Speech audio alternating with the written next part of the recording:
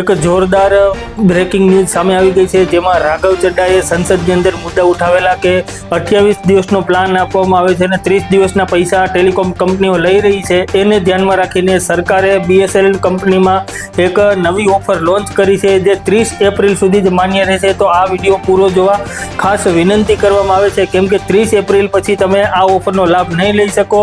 એમાં BSNL કંપનીએ એવું કહ્યું છે કે ₹1 અંદર માત્ર ને માત્ર ₹1 ભરીને નવું સિમ કાર્ડ મળશે અને એ સિમ કાર્ડની અંદર અનલિમિટેડ કોલ્સ, 100 SMS રોજના અને રોજનું 2 GB ડેટા તમને આપવામાં આવશે.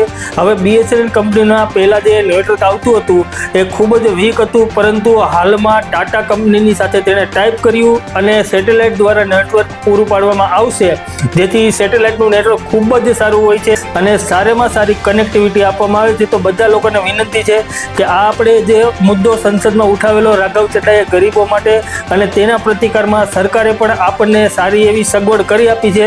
તો આપણો પણ રિસ્પોન્સ બને છે કે આપણે પણ સરકારને આપણો રિસ્પોન્સ આપીએ અને સપોર્ટ આપીએ, આપણી એકતાને સરકારને દર્શાવીએ, જેથી આપણી પણ ઇમેજ સરકાર સારી રીતે જોઈ શકે, આપણી શું માંગ છે તે પણ સરકાર જાણી શકે.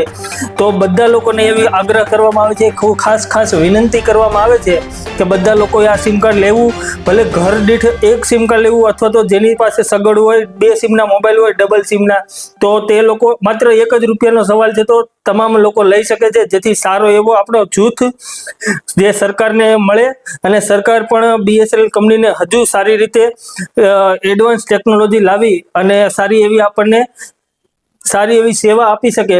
તો તે માટે તમામ લોકોને આગ્રહ કરવામાં આવે છે કે આ સિમ કાર્ડ જરૂરથી લેવું અને યાદ રાખવું 30 એપ્રિલ સુધી જ આ ઓફર માન્ય છે.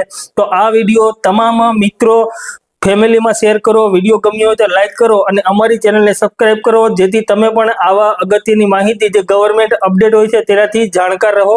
જય હિન્દ, જય ભારત. ફરી મળીશું નવા વિડીયો.